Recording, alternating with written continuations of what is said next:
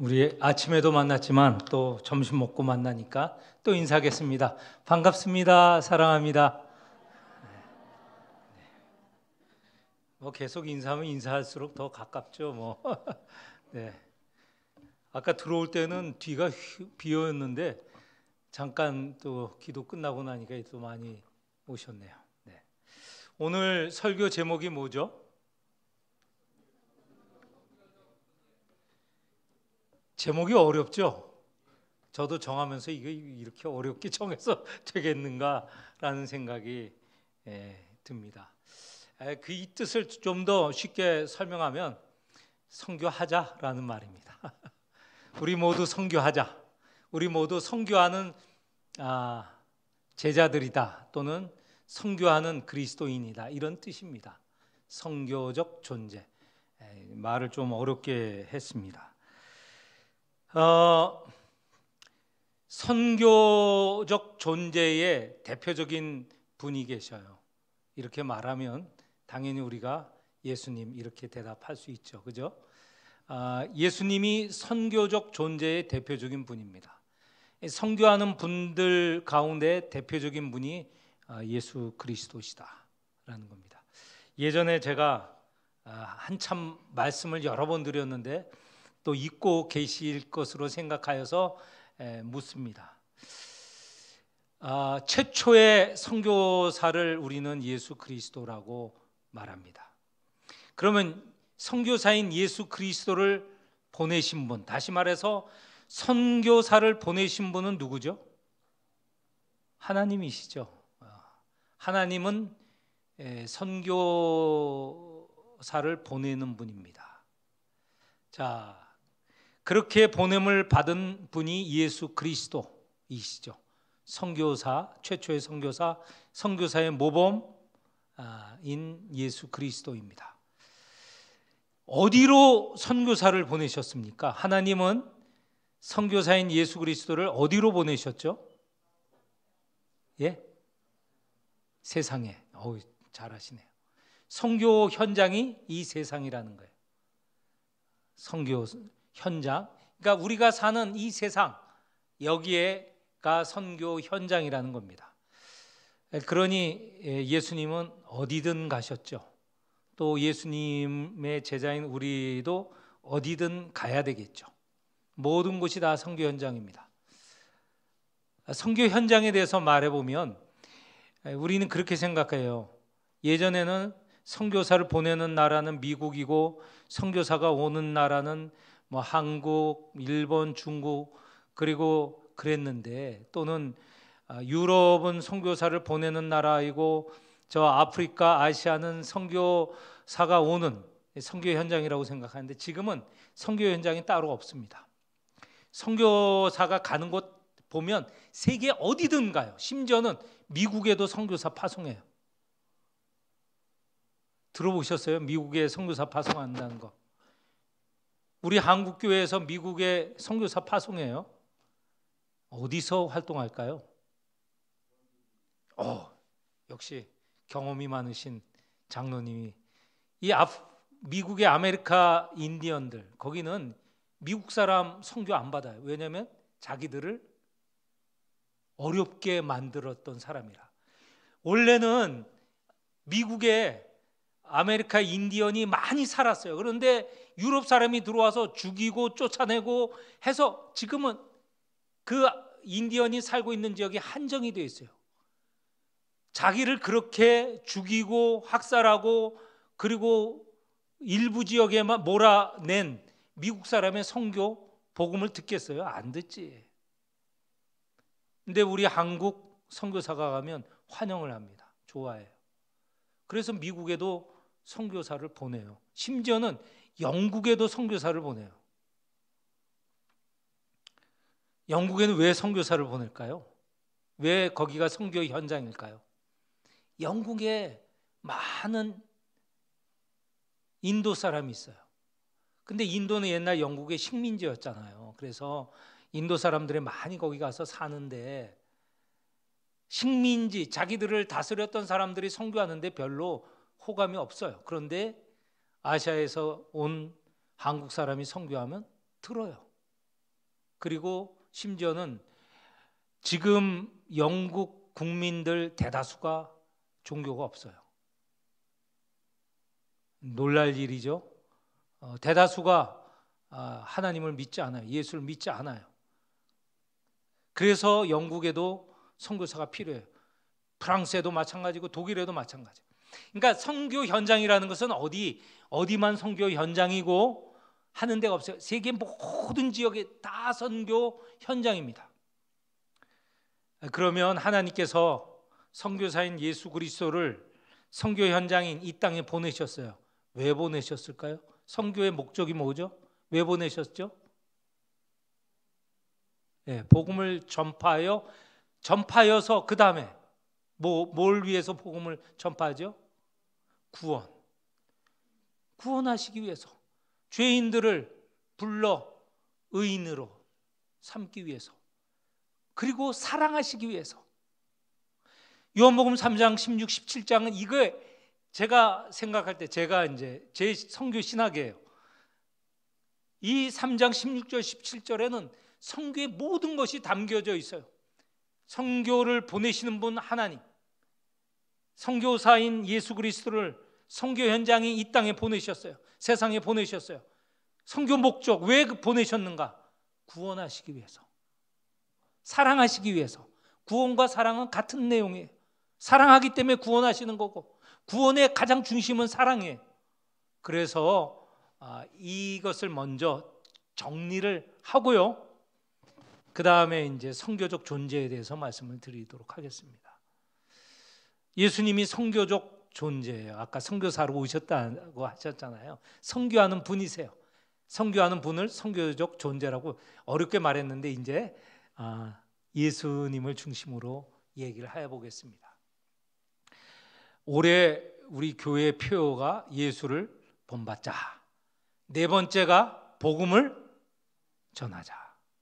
예수님을 본받는다는 것은 우리가 목표로 삼고 거기에 실천 사항으로 4개를 뒀는데 그 4개 중에 하나가 복음을 전하는 거예요.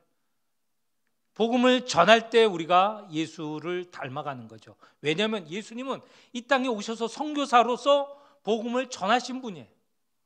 우리도 예수님을 본받는다면 무엇을 본받을까? 물론 첫 번째 사랑하자, 섬기자, 그 세 번째 성경에 힘쓰자, 요걸 지나서 복음을 전하는 것. 이 예수님이 하시는 거 아니에요? 우리가 그렇게 함으로써 예수님을 본받게 되는 것이죠. 우리가 선교적 존재가 되는 것은 바로 예수님을 본받는 일 가운데 하나다라고 생각하시면 됩니다. 그러면 선교하는 것은 도대체 어떤 자세를 가져야 되는가? 어떤 자세를 가져야 되는가? 제가 2가지를 말씀을 드리겠어요. 이것이 오늘 설교의 주된 내용입니다. 선교적 존재가 가져야 될 2가지 모습. 하나는 선교하는 대상을 잘 이해하고 그들의 필요를 듣고 또 그들을 주님께로 인도해야 됩니다. 예수님께서 원래 하나님과 동등하신 분이시잖아요. 그래서 성경에는 하늘에 계신다고 그렇게 표현을 해요. 하늘에 계셔서 있다면 예수님의 사역을 우리가 알 수 없잖아요.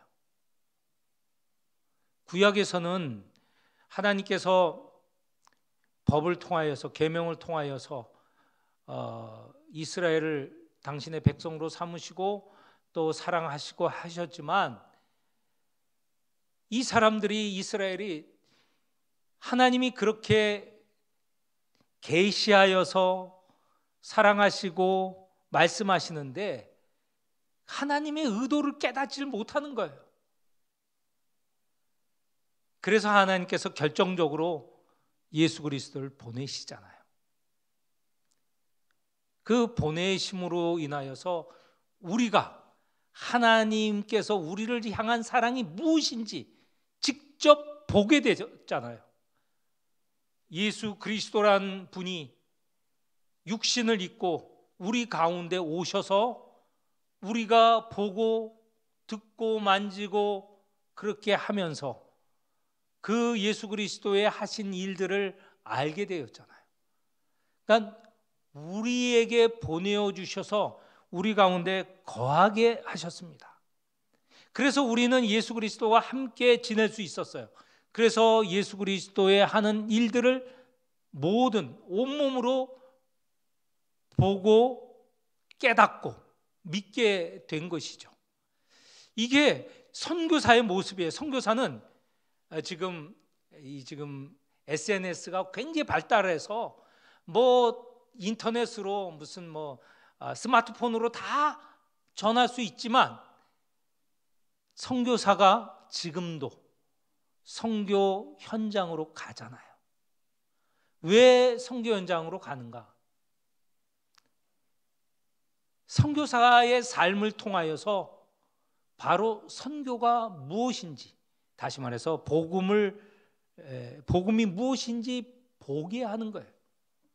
예수님께서 이 땅에 오셔서 우리를 구원하시고 사랑하신 것처럼 선교사도 그런 사명을 가지고 선교 지역에 가서 사랑하고 하나님의 사랑을 보이고 예수 그리스도의 사랑을 드러내고, 그래서 그들이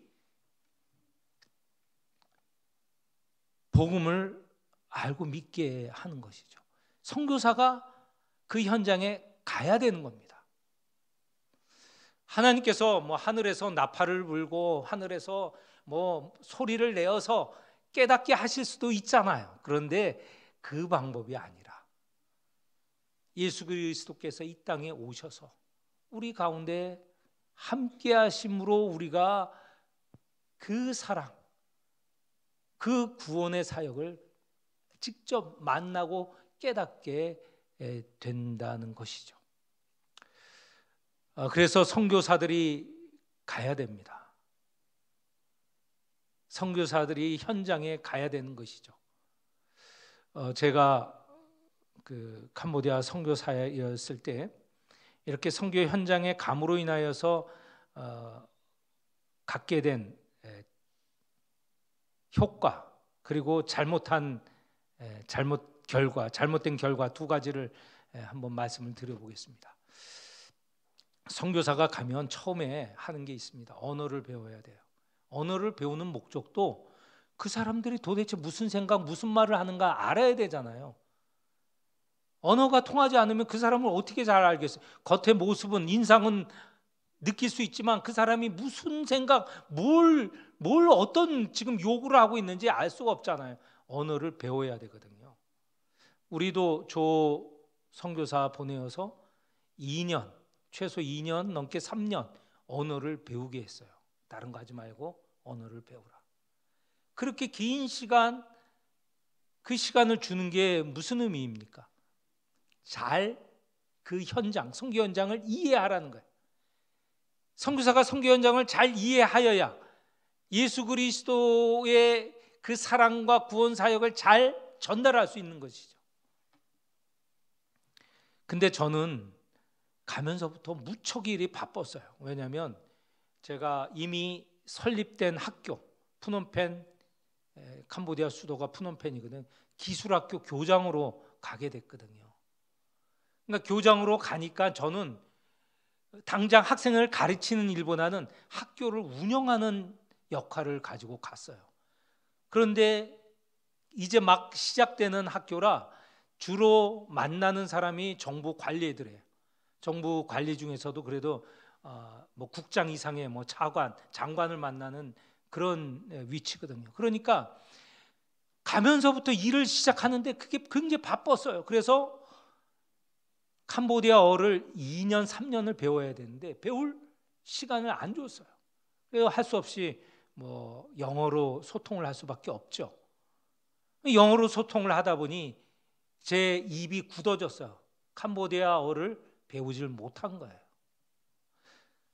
그러면서 참 아쉬운 게 많았어요. 왜냐하면 저 캄보디아 교사의 생각이 무엇이고 저 지금 배우는 학생들의 생각은 무엇이고 뭘 더 요구하고 무엇이 필요한지 직접 얘기하고 그렇게 그 안에서 막 굴러야 되는데 그렇게 하지를 못하는 거예요.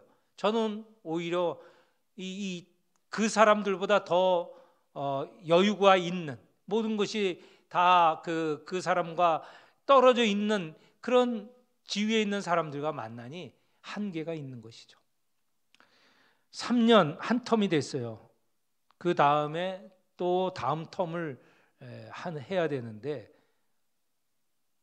그때 뭐 제가 저희를 보낸 단체에서 돌아와도 된다라고 해서 그러면 제가 할 만큼은 했고, 이제 다른 분들이 와서 더 집중적으로 더 그 현장, 그 아이들과 더 깊이 사귀고 그런 게 필요하겠다 해서 돌아오게 됐습니다. 아마 언어를 잘했으면 지금은 계속 선교사로 있었을지 모르겠어요. 그런 현장의 이해, 현장과 같이 되어진 면에서 제가 실패한 거죠. 뭐 학교는 그래도 뭐 문제 없이 잘 진행해 나갔고, 제가 할 수 있는 역량은 뭐 다 했어요. 더 뭐 할 것도 없어요. 제 능력으로 더 할 것도 없어요. 그만큼 되고 나서는 더 하는 것은 다른 사람의 책임이다라고 해서 돌아오게 되었는데, 또 한 가지 현장과 함께함으로 선교지 주민들과 함께함으로써 좋았던 점도 있었습니다. 제가 예전에 한번 말씀을 드렸는데, 제가 있을 때 캄보디아 안에 내전이 일어났습니다. 캄보디아 사람 자기들끼리 막 싸우는 거예요. 뭐 총을 쏘고 대포를 쏘고 그런 싸우는 게 제가 있었던 때 있었습니다. 내전이 일어나서 선교사들이 다 돌아왔어요. 우리나라 한국 선교사도 뭐 한 10대 명 있었는데, 제 기억에 한두 명 빼놓고 저 포함해서 1명 빼놓고 다 이제 한국으로 돌아갔어요. 위험하니까. 근데 저는 떠나지 않았습니다. 왜 떠나지 않았느냐? 가족과 함께 도착하고 나서 2개월인가 3개월 지나서 내전이 일어났거든요. 그러면 그때 돌아오면 이제 더 이상 다시 돌아가기 어렵습니다. 그 충격, 그 전쟁이 일어나고 막 그 군인들이 지나가는 오토바이 다 세우고 다 탈취하고 총 쏘고 하는 걸 우리 집 앞에서 일어난 일이었거든요. 그래서 한국에 돌아가면 다시 캄보디아로 오기 어렵다 해서 그냥 그대로 있었습니다. 내전이 계속됐고요. 그리고 난 후에 다시 이제 안정이 되었을 때입니다. 그때 제가 뭘 느꼈냐면, 캄보디아 정부와 또 저희가 푸놈펜 기술학교니까 교사들이 있거든요. 그분들의 저를 보는 모습이 달라졌습니다. 저희 가정을 보는 느낌이 달라졌어요. 왜냐하면 저 사람은 이 어려운 때 자기들을 버리고 가지 않고 자기들과 함께 있었다. 그러니까 비자도 원래 6개월씩 줬는데 1년을 주더라고요. 그리고 교사들이 그 이전에는 조금 서먹서먹했는데 그 이후에는 정말 열심히 돕더라고요. 그 사람 중에 한 명이 지금도 캄보디아 우리 현장에서 일을 하고 있어요. 그럼 97년부터 지금까지 했으면 몇 년을 일을 했습니까? 28년을 일한 사람도 있어요. 그런 신뢰관계가 형성이 되고 선교의 목적들이 이루어지는데 굉장히 수월했다는 거죠. 이거는 우리가 복음을 전하는 모든 현장에서 일어나는 일입니다. 복음을 전할 때 어떻게 전해야 되느냐? 내 입장에서 내가 일방적으로 전하는 것은 복음이 될 수 없어요. 그냥 가르침이고 좋은 말씀이에요. 그런데 복음을 듣는 이와 같은 수준에서 그 사람을 이해하고 그 사람들이 알아들을 수 있는 말씀으로 전달될 때 그 말씀이 그냥 좋은 말씀이 아니라 구원의 말씀이 되고 사랑의 말씀이 되는 거예요. 그래서 언제든지 우리가 복음을 전할 때나 선교할 때나 그 선교지에 현장에 가고 그 사람들의 수준에 맞추어서 살고 말씀을 전하여야 그것이 전달이 된다는 것이죠.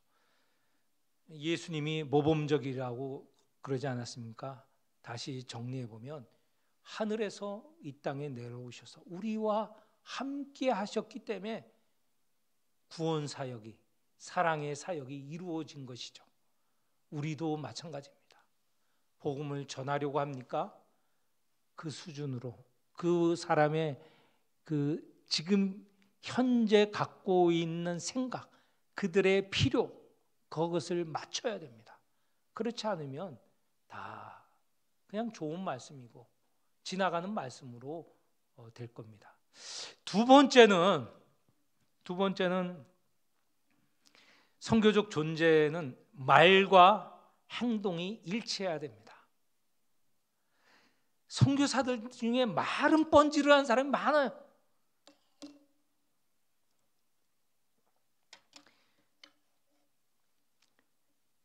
기독교는 사랑이다. 말은 정말 잘해요. 그런데 그 말씀대로 살지 않아요. 그러면 사람들이 어떻게 생각하는지 아세요? 기독교는 말만 하는 종교다. 기독교는 말만 하지 사랑을 실천하는 종교는 아니야. 어쩌면 오늘 우리나라에서 기독교가 이런 상황으로 전락된 건 아닌가 걱정이 됩니다. 다시 말씀드리지만 기독교인의 신뢰도가 여타 종교에서 가장 낮은 위치에 있어요. 불교도 천주교 이런 종교보다 우리 기독교는 비교가 안 될 정도로 신뢰도가 깨졌어요. 왜냐?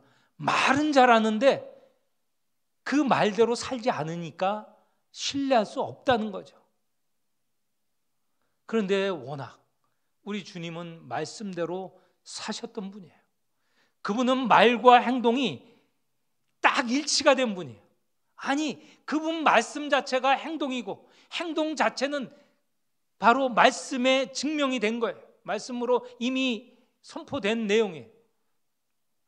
예수께서 이 땅에 오셔서 사랑하시겠다. 사랑이다. 결국 사랑 때문에 자기 목숨을 내놓으신 것 아닙니까? 십자가에 달려 목숨을 버리신 것 아니에요. 사랑의 표현이 완전하게 드러난 것이죠. 말만 사랑한다 하고 잡혀가실 때 도망하였다. 그러면 기독교라는 게 있을 수가 없죠. 그동안 수차게 사랑한다 해놓고 감난산에서 기도하시고 난 후에 이 두려움이 너무 커. 그래 도망갔다. 그러면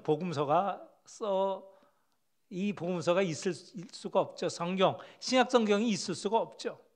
그런데 그 말씀대로 자기 목숨을 내놓으셨습니다. 그래서 이런 말이 있어요. 그 캐나다 사회학자 중에 마셜 맥론이라는 분이 있는데 이분이 말한 게 매체가 곧 메시지다. 이게 무슨 말이냐면 쉽게 말하면 선교사가 곧 복음이다라는 뜻이에요. 선교사가 그 복음대로 살면 사람들이 그 선교사를 통하여서 복음을 받아들여요. 근데 복음을 전하는 선교사가 말은 정말 잘했어요. 그 복음을 전했어요. 그런데 선교사가 그 복음대로 살지 않으면 이 선교 현장에 있는 사람들은 그 복음의 메시지, 그 복음을 받아들이지 않는다는 거예요. 우리 경험 많이 합니다. 집에서 아이들을 키울 때 경험하지 않아요? 말은 부모 중에 못된 말 하는 사람이 어디 있습니까? 다 자식들에게 좋은 말 하죠. 그런데 부모가 그 좋은 말대로 살지 않잖아요. 그러니까 아이들이 거기서 헷갈리는 거예요. 아버지 말은 저런데 그 말대로 살지 않고 다른 정반대대로 살아요. 그러면 뒤에 가서 아이들이 뭐라 그러는지 알아요? 지나 잘 살지.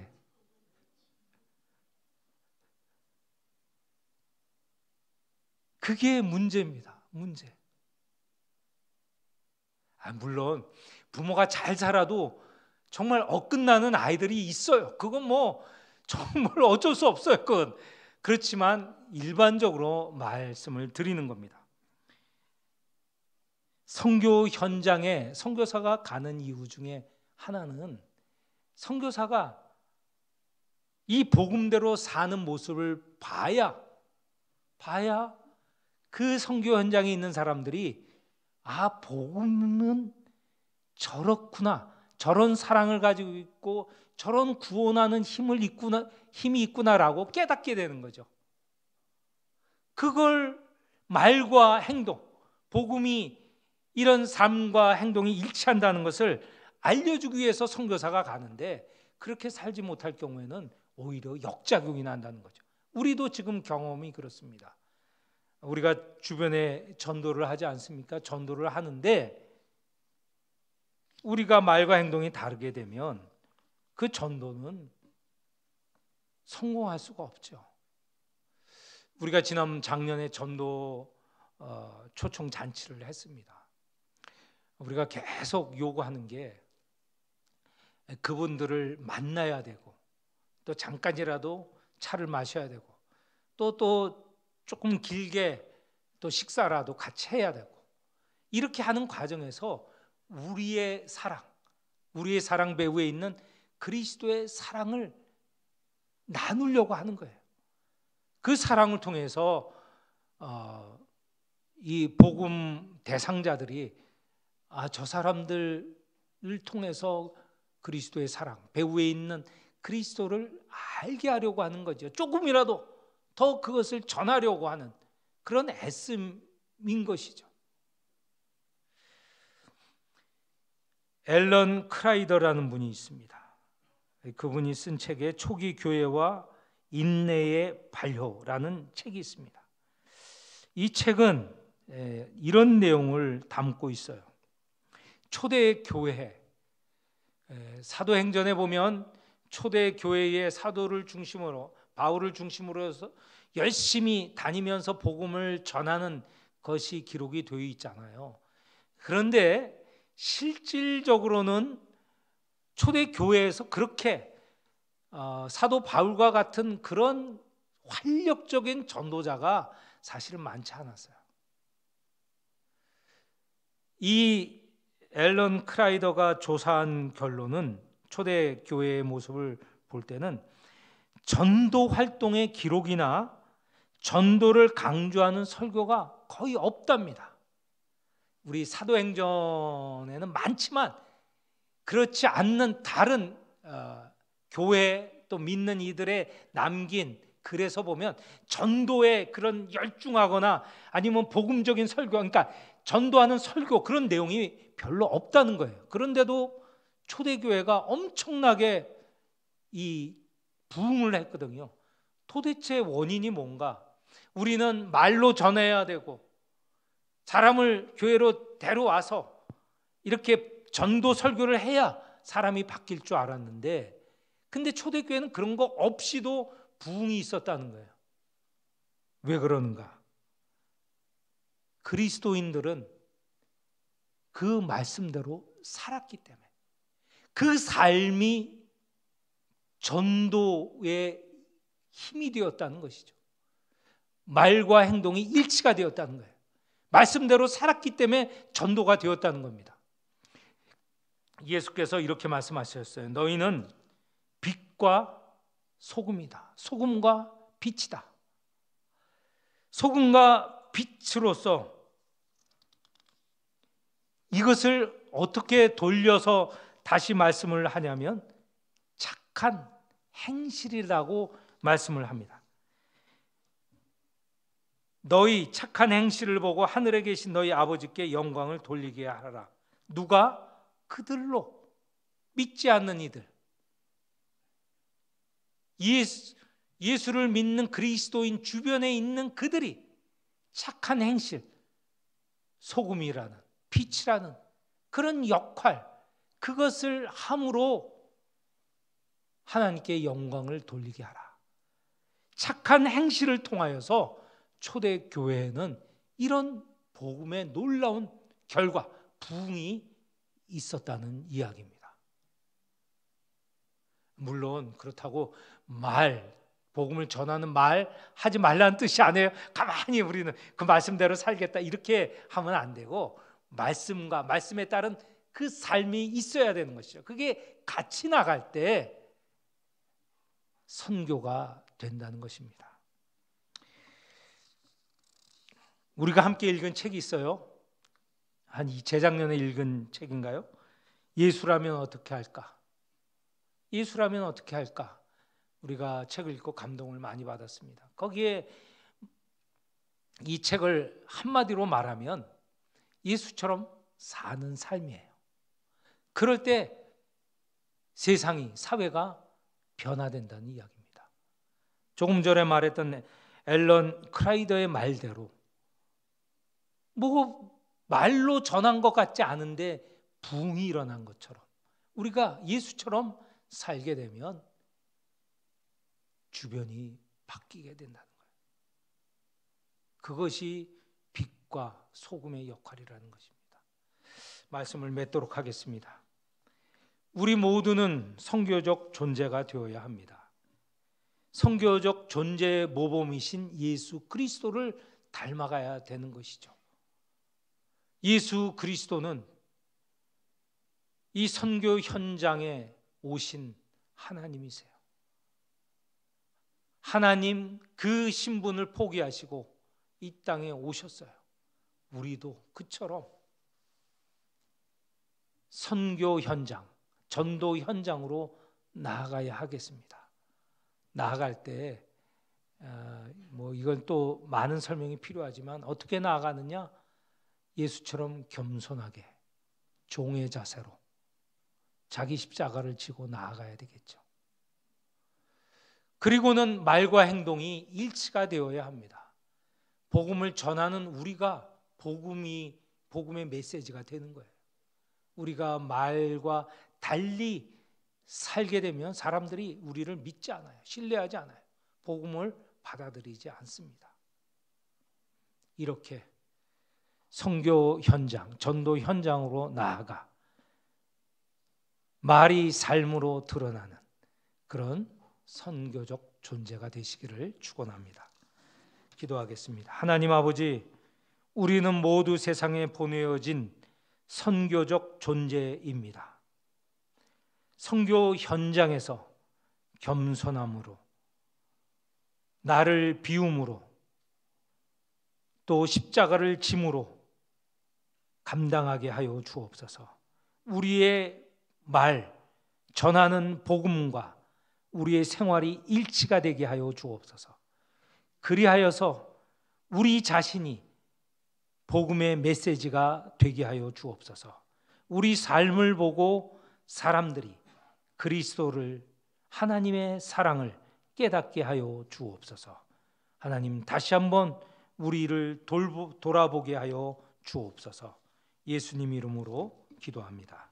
아멘.